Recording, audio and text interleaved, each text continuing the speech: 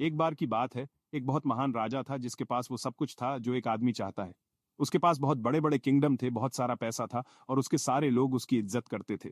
फिर भी उसके दिल में एक बहुत गहरी खालीपन थी। एक सवाल था जो उसे अकेले में परेशान करता था। उसकी एक रानी थी जिससे वह बहुत प्यार करता था और वह अक्सर उससे कहता था, आई लव यू। वह हमेशा उसके बारे में सोचता रहता था, उसकी खूबसूरती, उसकी दयालुता, उसकी हंसी के बारे में। वह उसके लिए बड़े बड़े जेस्चर प्लान करता था और खूबसूरत कविताएं लिखता था। ये सब उसके विचारों से पैदा होता था। लेकिन एक दिन जब वह सूरज को डूबते हुए देख रहा था, एक अजीब सी फीलिंग उसके अंदर आई। क्या विचारों की ये लगातार धारा, ये सोच समझकर बनाए गए प्लान और यादें सच में प्यार था, या ये कुछ और था, कुछ ऐसा जिसे उसने असली चीज समझ लिया था? इस राजा की प्रॉब्लम सिर्फ उसकी नहीं है। ये एक ऐसा सवाल है जो हर इंसान के अंदर गहराई में होता है। हम सब आई लव यू कहते हैं। हम उन लोगों के बारे में सोचते हैं जिनकी हम परवाह करते हैं। हम अच्छे समय को याद करते हैं, हम उनके फ्यूचर के बारे में चिंता करते हैं और हम उन्हें खुश करने के लिए प्लान बनाते हैं। हमारा दिमाग हमेशा बिजी रहता है। उन लोगों के आसपास विचारों और इमोशन का एक कॉम्प्लेक्स जाल बुनता रहता है जिन्हें हम बहुत चाहते हैं। हमें लगता है कि ये मेंटल एक्टिविटी, ये लगातार सोचना हमारे प्यार का असली मतलब है। ये नेचुरल लगता है, ये सही लगता है। लेकिन क्या ये है, क्या फूल का विचार वही है जो फूल की खुशबू है? ये वो बेसिक सवाल है जिसे हमें खुद से पूछने की हिम्मत करनी चाहिए। हम एक ऐसी दुनिया में रहते हैं जहां दिमाग का राज है, विचारों की ताकत का। बचपन से ही हमें सोचना, एनालाइज करना, रीजन करना और प्रॉब्लम सॉल्व करना सिखाया जाता है। इसने हमें मटेरियल वर्ल्ड में बहुत ज्यादा कैपेबिलिटीज दी है। हमने शहर बनाए हैं, टेक्नोलॉजी बनाई है और कॉस्मोस के दूर दराज के इलाकों को एक्सप्लोर किया है। ये सब हमारे सोचने वाले दिमाग की ताकत से हुआ है। तो ये नेचुरल ही है कि हम इसी टूल को अपनी लाइफ के अंदरूनी हिस्सों में भी यूज करें। अपने रिलेशनशिप में, प्यार के अपने एक्सपीरियंस में हम प्यार को समझने की कोशिश करते हैं, उसे डिफाइन करने की, उसे अपने विचारों के फ्रेमवर्क के अंदर कैद करने की, ठीक वैसे ही जैसे राजा अपनी कविताओं और प्लान के साथ करता था। लेकिन जिंदगी में कुछ चीजें ऐसी होती हैं जिन्हें कैद करने के लिए नहीं बनाया जाता, उन्हें एक्सपीरियंस करने के लिए बनाया जाता है। राजा ने अपनी कंफ्यूजन में एक समझदार साधु से सलाह ली जो पहाड़ों में रहता था। उसने अपनी प्रॉब्लम बताई, रानी के बारे में उसका लगातार सोचना और ये डर कि ये सच्चा प्यार नहीं था। साधु ने धीरे से मुस्कुराया और कोई कॉम्प्लेक्स फिलोसॉफिकल आंसर नहीं दिया। इसके बजाय उसने राजा से एक सिंपल सवाल पूछा, जब तुम सच में एक शानदार सनराइज देख रहे होते हो, तो क्या तुम उसके बारे में सोच रहे होते हो, या तुम बस उसकी खूबसूरती को एक्सपीरियंस कर रहे होते हो? क्या ये विचार कि ये एक खूबसूरत सनराइज है उसे और खूबसूरत बनाता है, या ये तुम्हें उसके कच्चे, तुरंत के एक्सपीरियंस से दूर ले जाता है? इस सिंपल सवाल ने राजा के दिमाग में एक बीज बो दिया। एक बीज जो प्यार और विचार के नेचर के बारे में उसकी सबसे गहरी धारणाओं को खोलना शुरू कर देगा। चलो इस चीज को देखते हैं जिसे हम थॉट कहते हैं। ये असल में क्या है? तुम्हारा दिमाग एक रिपॉजिटरी जैसा है, एक ऐसा स्टोर हाउस जिसमें वो सारी जानकारी जमा है जो तुमने पैदा होने के बाद से इकट्ठा की है। तुमने जो कुछ भी देखा है, सुना है, छुआ है, चखा है और सूंघा है, वो सब वहां रिकॉर्ड है। तुम्हारे पेरेंट्स, तुम्हारे टीचर्स और तुम्हारे सोसाइटी ने जो कुछ भी तुम्हें बताया है, वो सब फाइल किया हुआ है। थॉट बस इस पुराने डेटा को रिसाइकल करने का प्रोसेस है। ये याददाश्त और जानकारी का एक लगातार चलने वाला मंथन है। जब तुम किसी ऐसे इंसान के बारे में सोचते हो जिससे तुम प्यार करते हो, तो तुम असल में उनके साथ जुड़े हुए बीते हुए एक्सपीरियंस, इमेजेस और फीलिंग्स को दोबारा चला रहे होते हो। तुम उन्हें प्रेजेंट मोमेंट में एक्सपीरियंस नहीं कर रहे हो, तुम उनकी एक याद को एक्सपीरियंस कर रहे हो, तुम्हारे दिमाग द्वारा बनाई गई एक प्रोजेक्शन को। इसका मतलब ये नहीं है कि थॉट एक बुरी चीज है।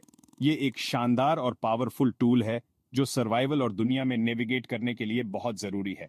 तुम्हें अपने दिन को प्लान करने के लिए, घर बनाने के लिए, खाना बनाने के लिए या अपनी कार चलाने के लिए थॉट की जरूरत होती है। ये फंक्शन का एक इंस्ट्रूमेंट है, लॉजिस्टिक्स का। प्रॉब्लम तब आती है जब ये इंस्ट्रूमेंट, जिसे तुम्हारी सेवा करने के लिए बनाया गया है, तुम्हारी पूरी लाइफ को चलाने लगता है। ये ऐसा है जैसे हर चीज के लिए एक तेज चाकू का इस्तेमाल करना। एक चाकू सब्जियां काटने के लिए बहुत अच्छा है, लेकिन तुम इसे कपड़ा सिलने या सूप पीने के लिए इस्तेमाल नहीं करोगे। इसी तरह थॉट प्रैक्टिकल मामलों के लिए बहुत अच्छा है, लेकिन जब हम इसे लाइफ के गहरे डायमेंशन जैसे प्यार को एक्सपीरियंस करने के लिए इस्तेमाल करने की कोशिश करते हैं, तो ये एक अनाड़ी और इनएडिक्वेट टूल बन जाता है। जे कृष्णमूर्ति ने इस अंतर को बहुत क्लैरिटी के साथ बताया था। उन्होंने देखा कि थॉट अपने नेचर से ही पास्ट का एक प्रोडक्ट है। ये हमेशा वही पर बेस्ट होता है जो पहले से पता है, जो एक्सपीरियंस किया गया है और याददाश्त के रूप में स्टोर किया गया है। तुम केवल उन्हीं चीजों के बारे में सोच सकते हो जिनके बारे में तुम्हारे पास कुछ जानकारी है। तुम किसी ऐसी चीज के बारे में नहीं सोच सकते जो पूरी तरह से नई और अननोन है। तुम्हारा दिमाग पास्ट के छोटे छोटे टुकड़ों को लेता है और उन्हें फिर से जोड़कर एक नया विचार बनाता है, लेकिन ये हमेशा पुराने हिस्सों से ही बना होता है। ये एक बंद लूप है, कल का एक लगातार दोहराव। ये थिंकिंग प्रोसेस की बेसिक लिमिटेशन है। ये कभी भी उस चीज को छू नहीं सकता जो इस मोमेंट में ताजा, जिंदा और सच में मौजूद है। तो जब तुम कहते हो मैं तुम्हारे बारे में सोच रहा हूं, तो असल में क्या हो रहा है? तुम अपनी याददाश्त में उस इंसान के नाम से लेबल की गई एक फाइल को एक्सेस कर रहे हो। तुम अपने दिमाग में एक तस्वीर देख रहे हो, उनकी आवाज की एक रिकॉर्डिंग, एक साथ बिताए पल की एक याद। ये मेंटल एक्टिविटी सुखद सेंसेशन, गर्माहट या अटैचमेंट की फीलिंग पैदा कर सकती है, और हम इन सेंसेशन को प्यार समझ लेते हैं। लेकिन ये बस एक साइकोलॉजिकल प्रोसेस है, तुम्हारे अपने दिमाग के तालाब में एक लहर। ये तुम्हारे और तुम्हारी यादों के बारे में है, जरूरी नहीं कि दूसरे इंसान के बारे में हो जैसा कि वो अभी इस मोमेंट में मौजूद है। थॉट एक परछाई है, एक रिफ्लेक्शन है, और प्यार अपने एसेंस में परछाई नहीं है। ये एक जिंदा सांस लेती हुई प्रेजेंस है। क्योंकि थॉट पास्ट से पैदा होता है, ये इनविटेबली बाउंड्रीज और डिवीजन बनाता है। ये लेबल लगाने, कैटेगराइज करने और जज करने का एक प्रोसेस है।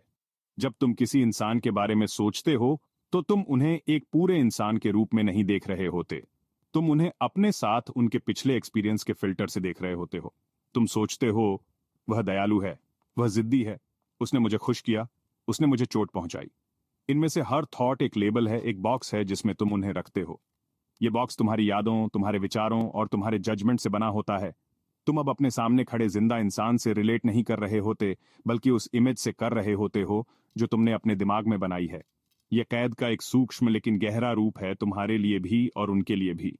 इमेजेस बनाने का यह प्रोसेस रिलेशनशिप्स में बहुत ज्यादा कॉन्फ्लिक्ट की जड़ है।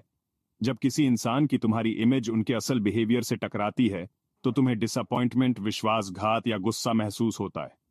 तुम कहते हो तुम बदल गए हो, लेकिन असल में वे कभी भी वो स्टैटिक इमेज नहीं थे जो तुमने अपने दिमाग में बना रखी थी। लोग नदियों की तरह होते हैं, लगातार बहते और बदलते रहते हैं, लेकिन तुम्हारा थॉट उन्हें फ्रीज करने की कोशिश करता है, उन्हें एक फोटोग्राफ में बदलने की। जब नदी एक नई दिशा में बहती है, तो फोटोग्राफ मैच नहीं करती और कॉन्फ्लिक्ट पैदा होता है। तुम अपने खुद के मेंटल क्रिएशन के साथ रिलेशनशिप में होते हो, न कि असल इंसान के साथ। ये थॉट का बंधन है, ये तुम्हें रियलिटी से अलग करता है। सोचो ये बड़े कॉन्टेक्स्ट में कैसे काम करता है। थॉट मैं और तुम बनाता है। ये मेरा परिवार और तुम्हारा परिवार, मेरा देश और तुम्हारा देश, मेरा धर्म और तुम्हारा धर्म बनाता है। ये सभी डिवीजन थॉट के प्रोडक्ट हैं, जो लोगों के एक खास ग्रुप की जमा हुई याददाश्त और कंडीशनिंग पर बेस्ड हैं। हम अपने विचारों से दीवारें बनाते हैं और फिर हम अपनी जिंदगी इन दीवारों की रक्षा में गुजारते हैं। ये हर इंसान के कॉन्फ्लिक्ट का सोर्स है, एक कपल के बीच के छोटे से झगड़े से लेकर देशों के बीच एक भयानक युद्ध तक। ये सब थॉट के एक सिंपल एक्ट से शुरू होता है, जो एक सेपरेशन, हमारे और उनके बीच एक डिवीजन बनाता है। प्यार ऐसी कोई डिवीजन नहीं जानता। प्यार में कोई मैं और तुम नहीं होता, सिर्फ एक होने का एहसास होता है। इसलिए थॉट के हावी दुनिया में रहना लगातार लिमिटेशन और फ्रेगमेंटेशन की स्थिति में रहना है। तुम अपने पास्ट, अपने एक्सपीरियंस और अपने कंक्लूजन से लिमिटेड हो।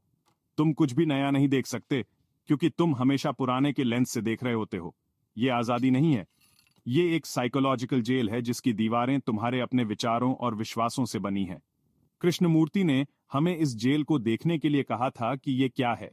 इससे लड़ने के लिए नहीं, इसका विरोध करने के लिए नहीं, बल्कि बस ये जानने के लिए कि थॉट कैसे काम करता है, कैसे ये इमेजेस और डिवीजन बनाता है। इस सिंपल चॉइसलेस अवेयरनेस में एक नई पॉसिबिलिटी उभर सकती है। अगर थॉट जो पास्ट पर बेस्ड है एक तरह का बंधन है, तो प्यार क्या है? प्यार दिमाग का प्रोडक्ट नहीं है, ये कोई आइडिया नहीं है, कोई याद नहीं है या कोई कंक्लूजन नहीं है। प्यार होने की एक स्टेट है।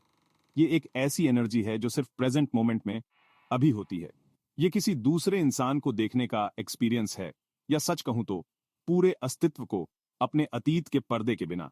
ये बिना जजमेंट देखना है, बिना कंपैरिजन देखना है, बिना अपने दिमाग में किसी इमेज के देखना है। जब तुम किसी को इस तरह से देख सकते हो, तो तुम उन्हें सच में पहली बार देख रहे होते हो, हर बार।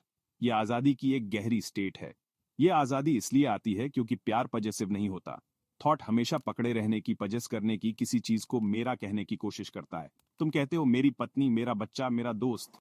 मेरा का ये एहसास थॉट से आता है, ईगो से, जो खुद विचारों और यादों का एक बंडल है। ये अटैचमेंट पैदा करता है, और जहां अटैचमेंट होता है वहां हमेशा खोने का डर होता है। अगर तुम्हें कुछ खोने का डर है तो तुम आजाद नहीं हो, तुम उस डर के गुलाम हो। प्यार दूसरी तरफ पजेस करने की कोशिश नहीं करता। ये खुद को बिना कुछ मांगे देने का है। ये तुम्हारे अस्तित्व का एक ओवरफ्लो है। जब पजेस करने की कोई इच्छा नहीं होती तो खोने का कोई डर नहीं होता, और उसमें पूरी आजादी होती है। कल्पना करो कि तुम एक जंगल में चल रहे हो और तुम्हें एक खूबसूरत जंगली फूल दिखता है। तुम्हारी पहली इंस्टिंक्ट जो थॉट से आती है, उसे तोड़ने की हो सकती है, उसे घर ले जाने की, उसकी खूबसूरती को पजेस करने की। लेकिन एक बार जब तुम उसे तोड़ लेते हो तो वह मरने लगता है, उसकी जिंदगी चली जाती है। फूल के लिए सच्चा प्यार उसे वहीं रहने देना है, उसकी खूबसूरती को वहीं अप्रिशिएट करना है, उसके अपने एनवायरनमेंट में उसे अपना बनाने की जरूरत के बिना। तुम उसे उसकी अपनी जिंदगी देते हो, उसकी अपनी आजादी देते हो। ये असली प्यार का नेचर है। ये कंट्रोल करने की कोशिश नहीं करता, ये रोकने की कोशिश नहीं करता, ये दूसरे की आजादी का जश्न मनाता है। इस आजादी को देने में ही तुम खुद आजाद होते हो। तो जब कृष्णमूर्ति कहते हैं कि प्यार आजादी लाता है, तो वह होने की स्टेट की ओर इशारा कर रहे हैं जहां मैं, जो थॉट द्वारा बनाया गया है, अनुपस्थित हो जाता है। सच्चे प्यार के पलों में तुम वहां नहीं होते। तुम्हारा ईगो, तुम्हारी यादें, तुम्हारी प्रॉब्लम और तुम्हारी इच्छाएं घुल जाती हैं। केवल विशालता का एहसास होता है, कनेक्शन का एहसास होता है। तुम जो देख रहे हो उसके साथ एक होने का एहसास होता है। ये दिमाग से समझने वाली कोई कॉन्सेप्ट नहीं है, ये एक एक्सपीरियंस है। ये झांत से आजादी है, तुम्हारे अपने साइकोलॉजिकल पास्ट से आजादी है। ये जिंदगी को वैसे ही मिलने की आजादी है, हर पल ताजा, नया और जीवंत। ये वो लिबरेशन है जो प्यार देता है। ये एक जरूरी सवाल उठाता है। अगर सोच लिमिटेशन है और प्यार आजादी है, तो क्या एक प्यार भरे रिश्ते में सोच के लिए कोई जगह नहीं है? क्या हमें प्यार का अनुभव करने के लिए बेदिमाग सब्जियां बन जाना चाहिए? बिल्कुल नहीं। यह एक मिसअंडरस्टैंडिंग है। जैसा कि हमने देखा है, सोच एक प्रैक्टिकल टूल है। किसी भी रिश्ते में कुछ प्रैक्टिकल बातों पर ध्यान देना होता है। आपको जन्मदिन याद रखने, एक साथ ट्रिप प्लान करने, फाइनेंस पर चर्चा करने, या रात के खाने के लिए क्या बनाना है, यह तय करने के लिए सोचना पड़ता है। सोच का जीवन को प्रैक्टिकली ऑर्गेनाइज करने में एक जरूरी और महत्वपूर्ण काम होता है, और यह खत्म नहीं होता। जरूरी बात यह है कि सोच की सही जगह को समझा जाए। समस्या सोच खुद नहीं है, बल्कि इससे हमारा पहचान बनाना है। हम मानते हैं कि हम ही हमारी सोच हैं। हम एक फंक्शनल टूल को अपने पूरे अस्तित्व का मालिक बनने देते हैं। चुनौती यह है कि जब प्रैक्टिकल उद्देश्यों के लिए सोच की जरूरत हो तो उसका उपयोग करें, और जब जरूरत ना हो तो उसे अलग रख सकें। जब आप अपने पार्टनर के साथ जीवन की लॉजिस्टिक्स से निपट रहे हो तो दिमाग का उपयोग करें, क्लियर, रैशनल और एफिशिएंट रहे। लेकिन जब आप बस उनके साथ हों, जब आप एक शांत पल साझा कर रहे हों या उनकी आंखों में देख रहे हों, तो शांत रहना सीखें। दिमाग और उसकी लगातार बकबक को शांत होने दें। यहीं पर अवेयरनेस महत्वपूर्ण हो जाती है। यह अपने ही दिमाग को उसकी कहानियों में उलझे बिना देखने की क्षमता है। आप एक विचार को उठते हुए देख सकते हैं, एक याद, एक जजमेंट, एक चिंता, और उसे बस गुजरने दें, जैसे आकाश में एक बादल। आपको उसका पीछा करने, उस पर विश्वास करने या उस पर काम करने की जरूरत नहीं है। जब आप किसी ऐसे व्यक्ति के साथ हों जिससे आप प्यार करते हैं, तो आप उन इमेजेस के बारे में अवेयर हो सकते हैं जो आपका दिमाग उन पर प्रोजेक्ट करता है। आप उस विचार को देख सकते हैं जो कहता है वह हमेशा देर करती है, या वह कभी नहीं सुनता, और आप उससे जुड़ना न चुनने का विकल्प चुन सकते हैं। उस पल में जब आप विचार का पालन न करने का विकल्प चुनते हैं तो आप एक स्पेस बनाते हैं। उस स्पेस में सच्चा कम्युनिकेशन, सच्चा प्यार हो सकता है। तो सोच और प्यार के बीच का रिश्ता संघर्ष का नहीं बल्कि पदानुक्रम का है। सोच नौकर है और प्यार मालिक है। सोच को जीवन और रिश्तों की सेवा में लगाया जाना चाहिए, न कि इसका उल्टा।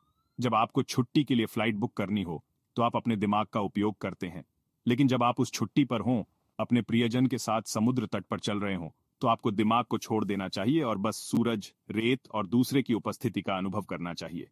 सोच घर बनाती है, लेकिन प्यार उसे घर बनाता है। एक संरचना है, दूसरा वह जीवन है जो उसे भरता है। दोनों की अपनी जगह है, लेकिन हमें दीवारों को कभी भी अंदर के जीवन से भ्रमित नहीं करना चाहिए। तो फिर हम थ्योरेटिकल अंडरस्टैंडिंग से जिए गए एक्सपीरियंस की ओर कैसे बढ़ें? हम दिमाग को शांत करना और प्यार को पनपने देना कैसे सीखें? यह अपने विचारों से लड़कर नहीं होता, क्योंकि वह तो बस और ज्यादा मेंटल एक्टिविटी है। ये अपनी अंदरूनी दुनिया का एक सिंपल, ईमानदार ऑब्जर्वेशन से शुरू होता है। मैं एक आदमी को जानता था जो अपनी पत्नी से बहुत प्यार करता था। एक शाम वह काम से देर से घर आई और वह चिंतित होने लगा। उसके दिमाग ने कहानियां बनाना शुरू कर दिया। क्या हुआ होगा? शायद उसे फोन करने की भी परवाह नहीं है। मुझे यकीन है कि वह अपने दोस्तों के साथ है। वह खुद को गुस्से और डर की स्थिति में ला रहा था।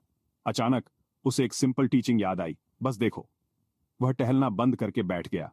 उसने अपनी आंखें बंद की और बस अपने दिमाग में चल रहे तूफान को देखा। उसने डरने वाले विचारों को देखा। उसने गुस्से वाले विचारों को देखा। उसने अपने दिमाग द्वारा बनाई जा रही इमेजेस को देखा। उसने उन्हें जज नहीं किया या उन्हें दूर नहीं धकेला। उसने बस उन्हें देखा, जैसे वह कोई फिल्म देख रहा हो। जैसे जैसे उसने देखा, बिना उन्हें अपनी एनर्जी और अटेंशन दिए, विचारों ने अपनी शक्ति खोना शुरू कर दिया। वे आए और गए, जैसे तालाब में लहरें। कुछ मिनटों के बाद उसके दिमाग का तालाब शांत हो गया। उस शांति में अपनी पत्नी के लिए गहरा प्यार उमड़ पड़ा। ऐसा प्यार जो उसकी उपस्थिति या उसके कामों पर निर्भर नहीं था। वह बस वहां था, एक शांत, फैला हुआ एहसास। जब उसकी पत्नी आखिरकार अंदर आई, एक डेड फोन बैटरी के लिए माफी मांगते हुए, तो उसने उसे उस गुस्से और आरोपों से नहीं घेरा जो उसके दिमाग ने तैयार किए थे। उसने उसे उस शांत प्यार की जगह से ग्रीट किया। पूरी शाम बदल गई। ये प्रैक्टिस है। ये कुछ ऐसा नहीं है जो आप एक बार करते हैं, बल्कि पल पल की अवेयरनेस है। ये विचार को देखने की कला है, लेकिन विचार न बनने की। ये उस इमेज को नोटिस करना है जो आपका दिमाग दूसरे इंसान की बनाता है, और उसे धीरे से अलग रखना है, ताकि आप उस असली इंसान को देख सकें जो इस पल में आपके सामने खड़ा है, ताजा और नया। इसके लिए किसी कॉम्प्लेक्स टेक्निक की जरूरत नहीं है, बस सच को देखने की एक सच्ची इंटेंशन चाहिए। यह सिर से दिल तक की जर्नी है। यह आपकी पर्सनल मेमोरी की लिमिटेड बाउंड्रीज से जीवन के असीम विस्तार तक की जर्नी है। प्यार कुछ ऐसा नहीं है जो आप करते हैं, यह वही है जो आप बन जाते हैं जब आपका दिमाग शांत होता है। यह आपकी नेचुरल स्टेट है। विचार, चिंताएं, इमेजेस, वे सिर्फ सतह पर शोर हैं। सच्चा प्यार समुद्र की शांत गहराई है। इसे अनुभव करने के लिए आपको खुद में कुछ भी जोड़ने की जरूरत नहीं है। आपको बस स्थिर रहना सीखना होगा, विचारों की लहरों से परे देखना होगा, और अपने अंदर की गहरी शांति को खुद को प्रकट होने देना होगा। उस शांति में आपको इस सवाल का जवाब नहीं मिलेगा कि प्यार क्या है। आप खुद जवाब बन जाएंगे।